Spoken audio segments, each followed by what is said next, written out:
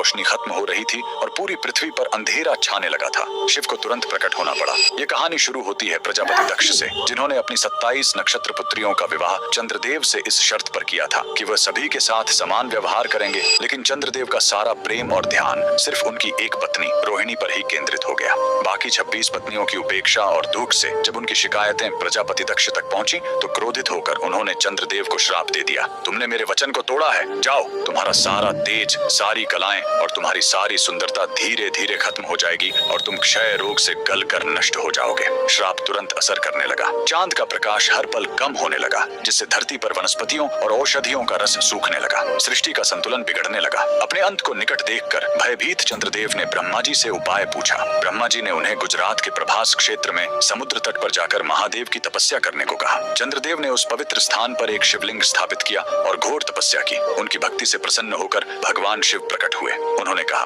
मैं दक्ष के श्राप को पूरी तरह खत्म तो नहीं कर सकता, लेकिन उसका प्रभाव कम कर सकता हूँ। शिव ने वरदान दिया, तुम कृष्ण पक्ष में 15 दिन क्षीण होगे, लेकिन शुक्ल पक्ष में 15 दिन फिर से पूर्ण हो जाओगे। उन्होंने चंद्र को अपने मस्तक पर धारण कर लिया और चंद्रशेखर कहलाए। और जिस ज्योतिर्लिंग की चंद्र ने पूजा की थी वो सोमनाथ, सोम यानी चंद्र के नाथ के नाम से प्रसिद्ध हुआ। और यही सोमनाथ मंदिर भारत का पहला ज्योतिर्लिंग आज भी गुजरात के वेरावल में उसी समुद्र तट पर शान से खड़ा है, जहाँ चंद्रदेव ने श्राप से मुक्ति पाई थी। लेकिन रुकिए, इस मंदिर का एक और रहस्य है। यहाँ मौजूद बाण स्तंभ यह बताता है कि यहाँ से लेकर दक्षिणी ध्रुव तक समुद्र के रास्ते में कोई जमीन नहीं है। भगवान शिव के भक्त कमेंट में हर हर महादेव जरूर लिखें।